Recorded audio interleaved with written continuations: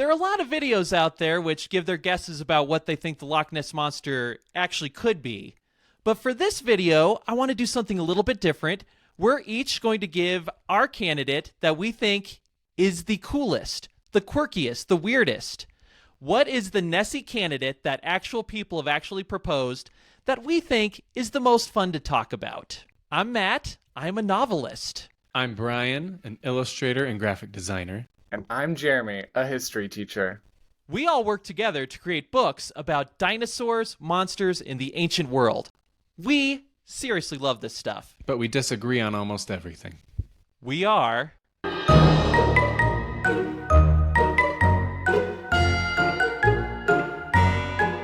going to talk about the year 1933 when Nessie became a plesiosaur. So as I think you have already talked about on your YouTube channel, there was a really early sighting of a monster in the River Ness, not necessarily Loch Ness, but the River Ness by St. Columba. And then there was always kind of rumblings about a monster in Loch Ness, but all of the sightings before 1933 were describing a whale-like creature, a thing that splashed, all kinds of things that are not plesiosaurs. But in 1933, we kind of have our first famous plesiosaur sighting. It came right after a pretty well-known sighting that was written about in the Inverness Courier by this person Aldi McKay. But then a few months later, this guy George Spicer, who was from London in 1933, said he was driving a car and this big thing crosses the road and then jumps into the water, leaving a little bit of a wake and disappearing under the surface. And he distinctly said that this thing had a neck that looked like an elephant's trunk. But do you know what came out in 1933? What? King Kong. And King Kong famously took the world by storm that same summer, where King Kong fights a plesiosaur. And so there's a lot of conjecture that this guy was kind of a known prankster, storyteller, was really into pop culture-y type stuff. So a lot of people think he kind of came up with this, it would be cool if Nessie was a plesiosaur. I'm going to make Nessie into a plesiosaur and create this whole really fun narrative about it.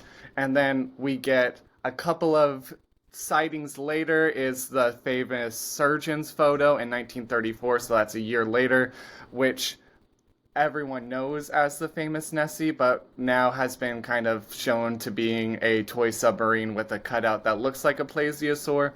Since the 1930s, everyone just assumes Nessie is a plesiosaur, but for most of Nessie's history, Nessie was a different looking animal that most people think looked a little bit more like a seal. There was also before this whole plesiosaur craze, a bunch of people who lived in Inverness all thought they saw the Loch Ness Monster, and they ran with pitchforks to kill it, and it turned out to be a drowning donkey. So there seems to be, people want to see something. And kind of like how we have memes and we have things that we want to see and believe and we want them to be a thing, I think this is what George Spicer did, where he was really into King Kong and it's there's a monster in Loch Ness. Maybe he saw something and then kind of hyped up his story to be no, what I think I saw was a plesiosaur, just like that really cool scene in King Kong. And now everyone knows Nessie as a plesiosaur. So, first thing here that I think is so interesting is how Nessie was portrayed before 1933. Because, me and Brian had the episode on St. Columba's sighting, and they don't really describe it in too much detail. It's a water beastie, right? And it sounds like the earlier sightings, basically the non-modern sightings, are pretty vague about what this thing actually looks like. Is that right? Yeah, so one of the sightings kind of before this described the Loch Ness Monster as being a big whale, a whale-like body or a fish-like body. That was the Addie McKay sighting, which was the first one that was published in the newspaper. And this is kind of a quote from it. It's the creature was rolling and plunging for a minute, its body resembling that of a whale. and the water was cascading and churning like a cauldron. And then all of a sudden the beast goes down into the churned up water. So there was no mention of a long neck at all. And you think that would be something someone would notice if they were Yeah. like, oh, it's a whale-like body with a giraffe head sticking out of it. Not mentioned at all. Another thing I think is really interesting is that this Spicer sighting has the Plesiosaur crossing the road, which is really interesting because at that time, I think a lot of paleontologists thought that plesiosaurs likely did go up onto the shore, kind of like sea turtles to lay their eggs. But now the consensus is that plesiosaurs just stayed in the water their whole life, just like whales. So it is interesting. This first thing that got the plesiosaur to the public attention is based on what we now realize is a misunderstanding of plesiosaurs. Yeah, and the people who probably pranked with the surgeon's photograph also got caught using a hippopotamus footprint and leaving hippopotamus footprints around the lake to kind of be like, oh, look, this thing's walking around too. So it kind of all ties in together. I find it interesting that the plesiosaur theory seems to be the one that resonated the most. I think all three of us would agree that if we could pick one thing for Nessie to be, I'd want Nessie to be a plesiosaur. And I think a lot of people think that way. Why do you think plesiosaurs resonate so much with all of us monster hunters, Jer? Dinosaurs are cool. And I think a lot of people are like, wouldn't it be cool if there was gigantic things walking around that could eat us? That sounds scary and cool. If it's not a plesiosaur, what do you think it is? It's probably a seal, and then people get excited because they want to see something in Loch Ness. And so they like see something, and they might not even be lying about like, oh, I think I saw the Loch Ness Monster, because they just really want to see the Loch Ness Monster. And so they see something that's like strange. Maybe they don't think about seeing like a seal or an otter in like the Highlands of Scotland, and they're like, I guess that had to be the Loch Ness Monster. Fair enough. Fair enough. So, Brian, you have a candidate that I think most of us would say is the most boring candidate possible, but you think it's actually pretty interesting. Tell us about this fish. This is pretty off-brand for me, having the most boring and logical answer. Nonetheless, it does fuse multiple passions of mine. One being the Loch Ness Monster, two being fish. I love fish, and specifically river monsters. Jeremy Wade is one of my heroes. So shout out to him if he ever watches this. So this theory has gained a lot of popularity from one of the most famous Loch Ness Monster researchers, Adrian Shine. So if you've ever watched any Loch Ness Monster documentary, you've probably seen him. He's the guy with the really big, long white beard. Very famous Loch Ness Monster historian. This theory is that the Loch Ness Monster is actually a giant sturgeon. Sturgeons aren't necessarily found in Loch Ness. However, they are found in the seas surrounding the area, specifically the seas that the River Ness connects with, allowing the sturgeon to possibly be able to swim up the river and get into Loch Ness every once in a while. Another point in favor of the sturgeon is their immense size. A sturgeon can be huge. They have been found to be up to 20 feet, over 1,000 pounds. These are very, very large fish that can obviously be in freshwater. They've been found all over in North America, all over in Europe. So it's very feasible that they could have swam their way up into Loch Ness. And then, interesting thing about sturgeon, flashback to river monsters, one of my favorite episodes, Jeremy Wade is hunting for a terror in an Alaskan lake that had capsized a canoe. And the theory came out that a sturgeon actually swam up from the bottom because they like to swim at the bottom of these giant lakes. But sometimes they swim up and they will leap out of the water, and a huge 8 to 20 foot fish can obviously knock over a small canoe. So that can, in theory, be some of the reasons why you would see some odd like humps or like splashing. Some of those like movements you were talking about, Jeremy, were like twisting and swirling of the water. Also, I know that you mentioned the famous surgeon photo. Yes, we all know that one is probably fake. But another theory of that too is maybe they caught just a sturgeon jumping out of the water. If it wasn't faked, but probably was. So like its Um, tail, or is it like its... yeah, like its tail, something like Okay. that. And one of the sightings that is most commonly referred to for this in favor of it is from Miss K. McDonald. And when she saw the creature, she reported seeing crocodile-like scales on the creature, which is in favor of the sturgeon because it does have armor-like scales, very large ones with like these white spikes that kind of come off of it. And if you're just looking at it under the water, you can see how it might look kind of crocodile-like. All right, so first thing here is I mentioned earlier that the sturgeon, I think a lot of us would think of as kind of the lamer candidate. But I think what we're forgetting here is sturgeon are really nuts. Like they can grow to Yeah. be very, very long. The largest freshwater fish ever caught is a beluga sturgeon that was over 23 feet long. So these things can be absolutely monstrous. They also look really old and really creepy. Like they kind of look like dinosaur fish. If you see a video of a sturgeon near the surface, just sort of swimming away, it looks like a dinosaur. So, Brian, I'm guessing you would say that sturgeon is actually not as lame as we'd assume. It is a very cool fish and very not lame.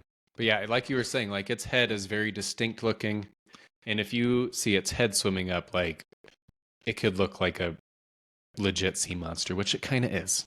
And we don't know that there's sturgeon in Loch Ness, but like you said, there have been sturgeon in the area, and it's plausible they could get in there. Yes. And sturgeon live in very deep water. Loch Ness is in a very unusually deep lake. So it's plausible to think if a sturgeon gets in there, lives deeply, comes to the surface occasionally, gets very old, very big, that's a good recipe for a monster sighting. Absolutely. Have there ever been in any of the other lochs in Scotland, have they found sturgeon in any of them? Not to my knowledge, but I think Loch Ness is one of the few that's actually attached to the sea. Am I right on that? I think they have found sturgeon in other lochs in the area that are connected by the same waterway. So my understanding is they haven't found any specifically in Loch Ness, but they found some in surrounding water, so it's plausible they could be in there. Yeah. They have found them in the sea that connects into Loch Ness. So now it's my turn for my favorite candidate, and I want to make it clear, I do not find this candidate plausible at all, but I love it because it is so, so weird. My favorite candidate is the Tully monster. So the fossils that we found from the Tully monster were found in rocks that have been dated to about 300 million years ago. They were first discovered in 1958 in a coal deposit in Illinois. Now, even though they found a whole lot of Tully monsters, they weren't able to figure out a lot about them based on the fossils. Now, when I say fossils, it's more of imprints in the rock than anything else. Tully monsters were very soft-bodied, and most of the material just didn't fossilize. So what was found weren't really Tully monster fossils so much as imprints on the rock. This lack of tissues or other internal organs is one of the reasons why scientists have had such a hard time categorizing Tully monsters. Another reason they've had so much trouble is because of how friggin' weird they look. I mean, look at this thing. It has, we think, these two fins along the back of its body that look kind of like the flippers of a squid. It has these two protuberances, stalks around the center of its body, and we think that there were eyes at the end of each of these stalks. And then it had this long proboscis nose that looks kind of like a stinger that would stick out of the body and had 8 teeth-like structures at the end of it. Again, I cannot emphasize enough how weird the Tully monster is. It has been known to science since 1958, and scientists still have no idea how to categorize it. Arguments have ranged from the Tully monster being a fish, to a sea slug, to a worm, to an arthropod, to a mollusk, to something else entirely. A series of scientific papers from pretty recent years have argued that the Tully monster is related to a lamprey, which itself is a very old and very weird fish. However, another series of papers that are also recent argue that the Tully monster is not a fish, but is rather a type of invertebrate. But now let's go back to the shape of the Tully monster.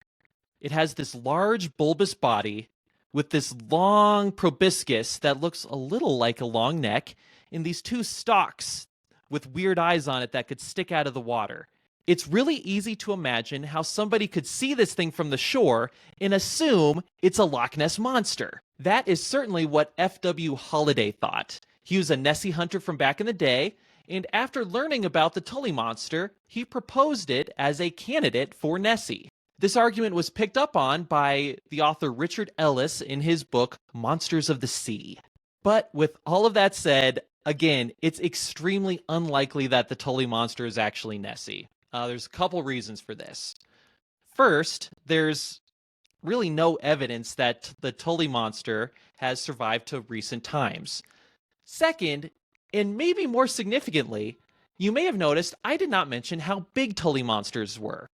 The largest Tully monsters were just over a foot long, 1 foot. So for the Tully monster to be any sort of Loch Ness monster candidate, we'd have to assume not only that it has survived this long, but also that it's grown to 30 times its old size. That would be extremely cool and extremely weird, but not likely. So Tully monster, I love them, but they're not Nessie. If the Tully monster is so small, why did the scientists think this was a plausible explanation? I am guessing a couple things. First, the shape of the Tully monster does really work for Nessie, right? Again, the big body, this long thing that looks kind of like a neck, lots of weird protuberances that stick out of the water. And second, we really know very little about the Tully monster because so little of it was preserved. I guess he could think like, hey, maybe in all this time they grew to be really big. It still seems wildly implausible, but again, if you just look at a picture not knowing how big it is, it's very Nessie-like. Thank you all so much for watching. We really appreciate it. And as you can tell, we are a brand new channel. So any subscribes, any likes, we really appreciate it. If you want to check out an older video we did on the same topic, check out the video where we talk about the original legend of St. Columba, the first Nessie sighting. And also remember to leave a comment if you enjoy this video and let us know who you agree with. And maybe we can tally up the points and see who won in the next episode. Like and subscribe.